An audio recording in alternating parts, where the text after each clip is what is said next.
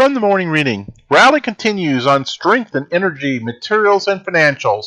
8 of 9 sectors moved higher on Wednesday. XLE, XLB, and XLF were the strongest sectors, while XLU was the weakest sector. Oil futures rose 64 cents to close at 49.74. Brent strengthened as advancers led 2052 to 965 in the New York Stock Exchange and led 1608 to 968 on the NASDAQ.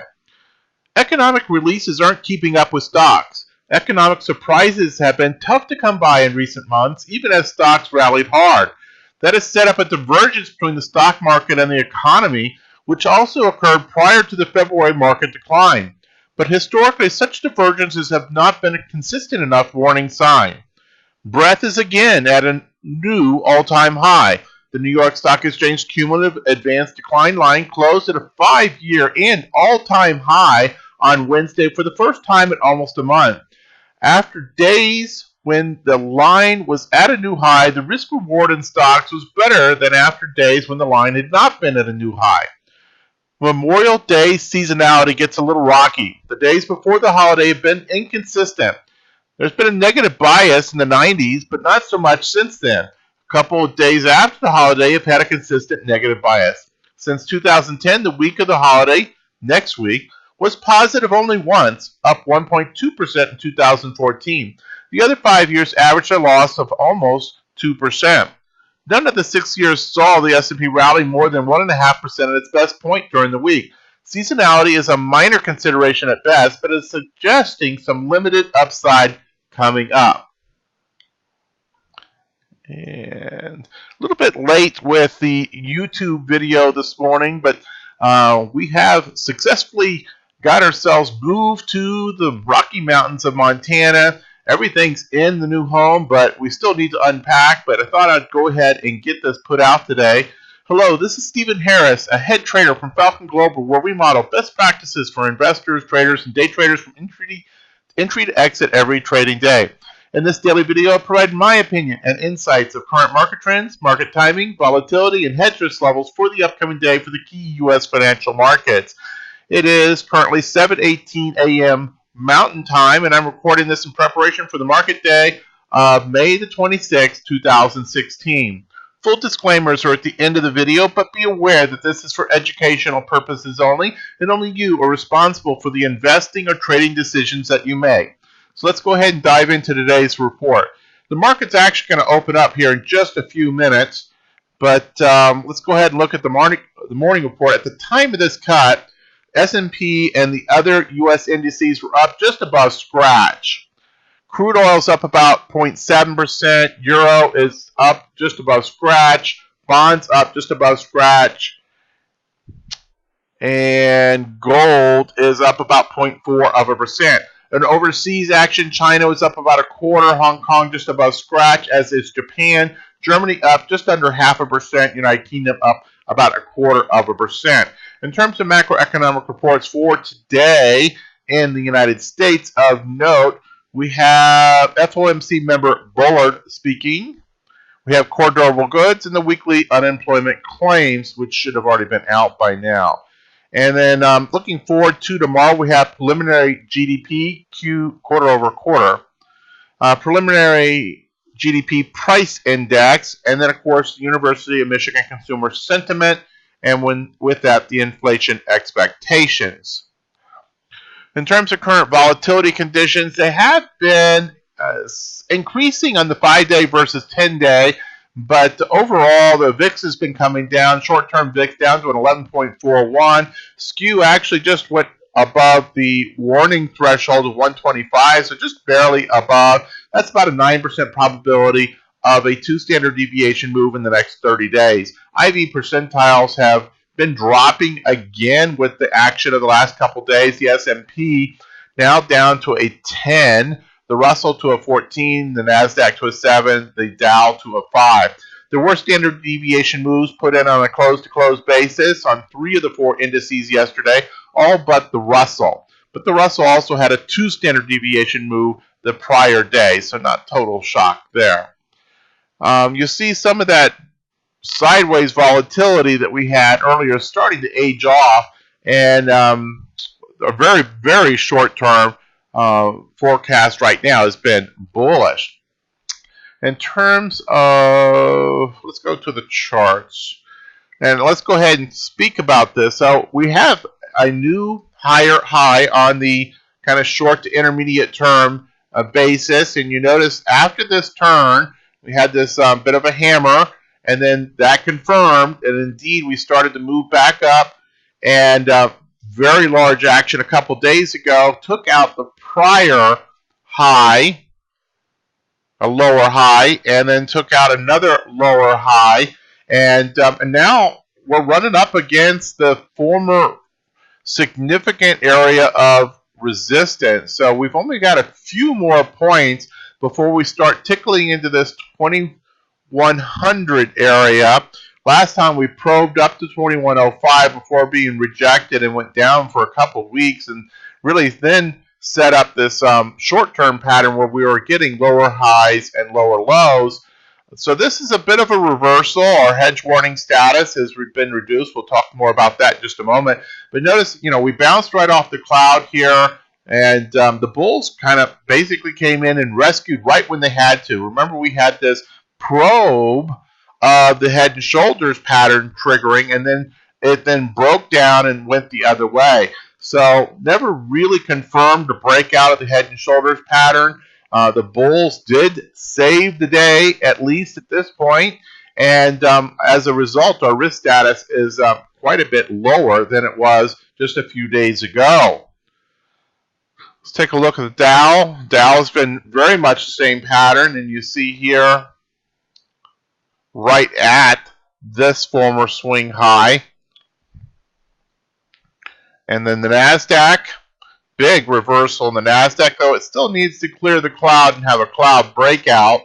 And, of course, has much more significant overhead resistance still stacked ahead of it. The Russell, of course, had the big 2 standard deviation move and still had higher close yesterday and is working on more positive action today. Needs to take out this former swing at about 1153 or so. Kind of keep that in mind, this Russell futures, of course. And then volatility. Volatility is really, after that big pop, has been getting crushed and really did not develop anything of significance. The bulls, bottom line, came in on this short-term trading pattern just in the nick of time.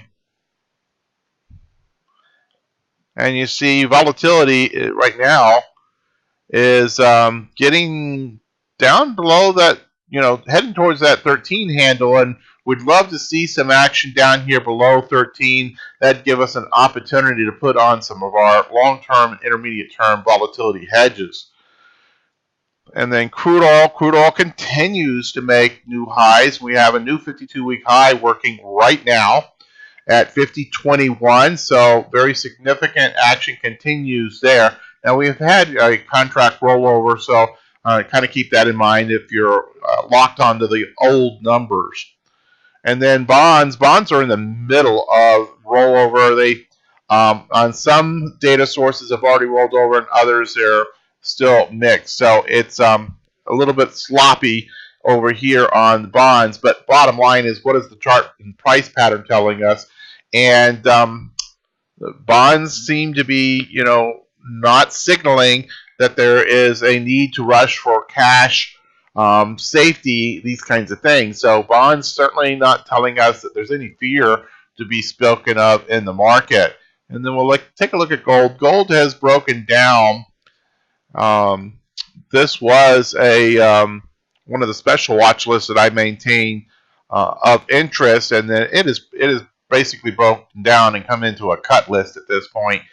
So a little bit of a bounce here right now, but that this pattern, bottom line, we are looking for a breakout, and it broke down and did not fail that. In fact, it came down here to all the prior support, and now this pattern, instead of looking like a bit of a complex flag pattern and a series of continuations to the upside, is starting to look like more of a sideways pattern, and could do something in a more it's going to be very, very patient probably before we see something of significance on gold. But then just when we think that gold has that way of just breaking out. So we'll continue to watch this chart, but it has certainly been sloppy and more than requiring patience in the last several weeks.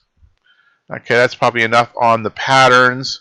Let's go ahead and go to the daily report. A number of changes on the daily report is part of the reason that even though I'm late today with all this chaos of the move and so forth, and need to get my office set up today, get the computers unpacked and set up, I thought I better go ahead and put this out.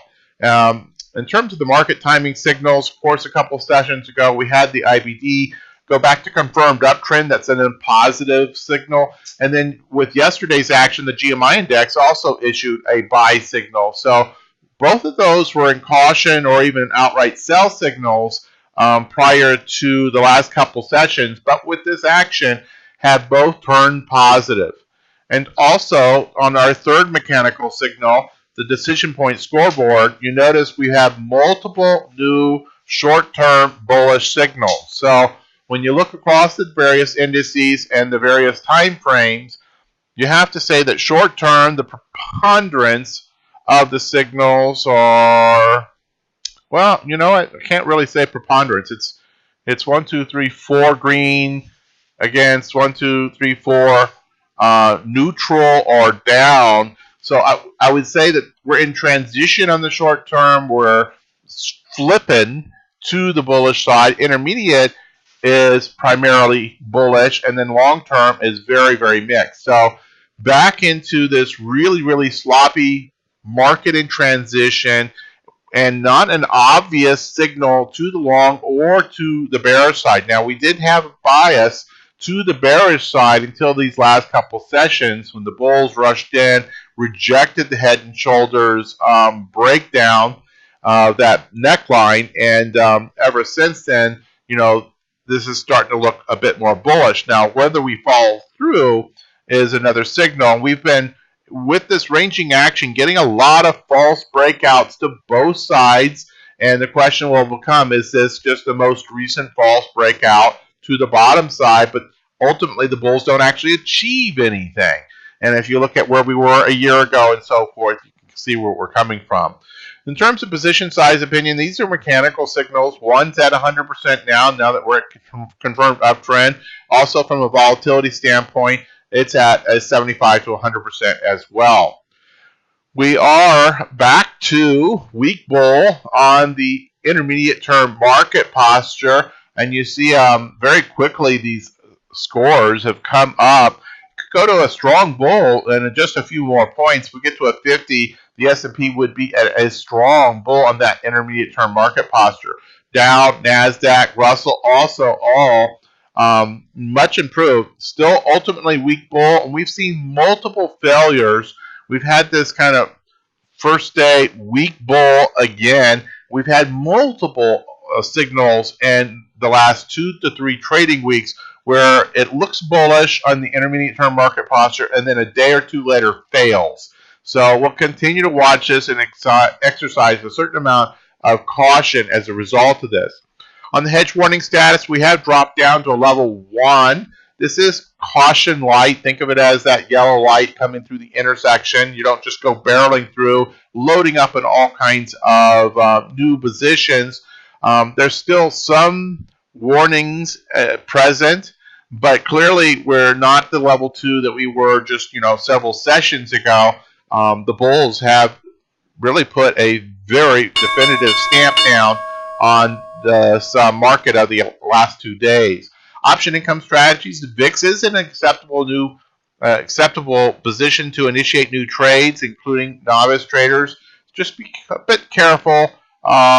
It's not probably gung-ho all over the place, but certainly the bulls have shown a certain amount of resiliency, and we've got to respect that. We've got to initiate positions to be able to earn money. You have to take risk, calculated risk, to be able to make money. Cover calls. Conditions are acceptable to initiate new positions. Consider using a 1-to-1 ratio of in-the-money and out-of-the-money strikes. Also a 1-to-1 ratio of low beta, high beta.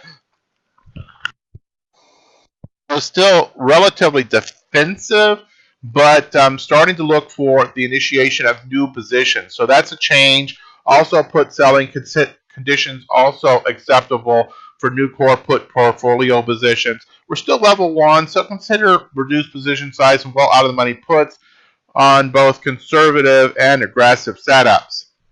In terms of the special breakouts of warnings, really we've got that VIX daily squeeze present. The distribution day count is still a bit high at 5. That's our warning level. And so if this drops a couple more days, we could see that go away. The skew did come in as a new warning level today.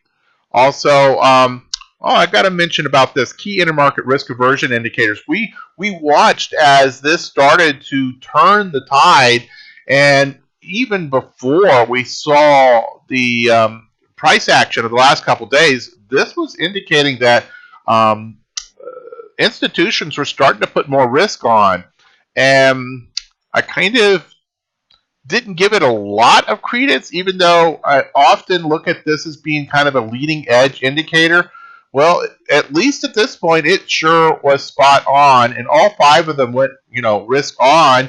And sure enough, it wasn't too long before our market posture started improving, and our mechanical market timing signal started to improve. So kind of give a pat on the back to the key intermarket risk aversion indicators group. They definitely saw the swing change come into play.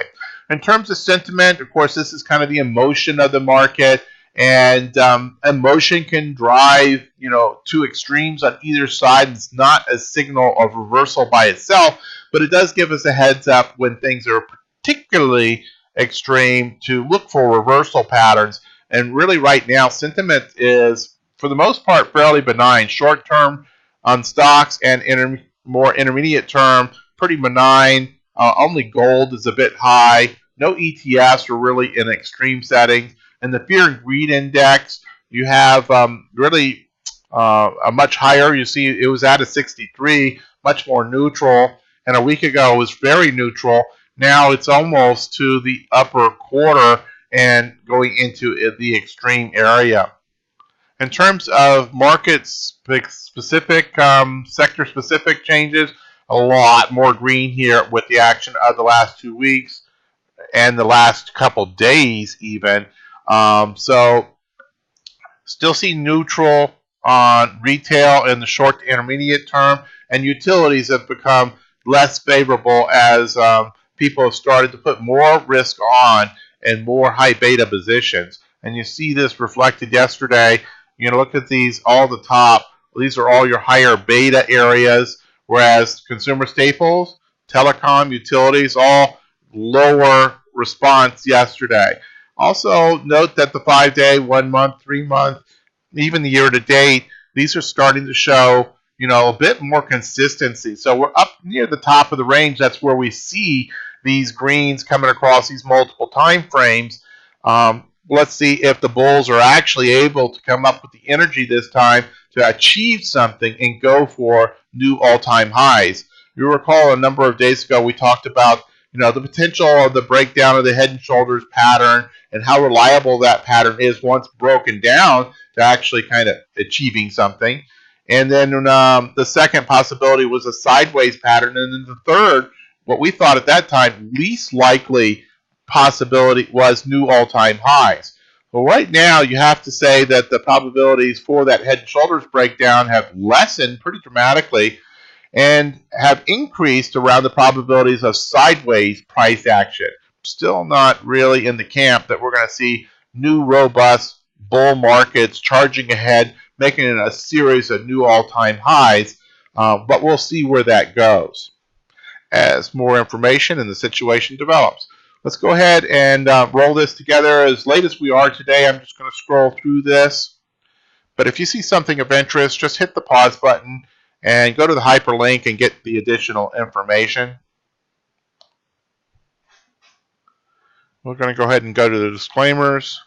Disclaimers, as always, hit the pause button if you need more time to review the disclaimers. Also note the full set of disclosures can be found at this hyperlink at the bottom of the slide.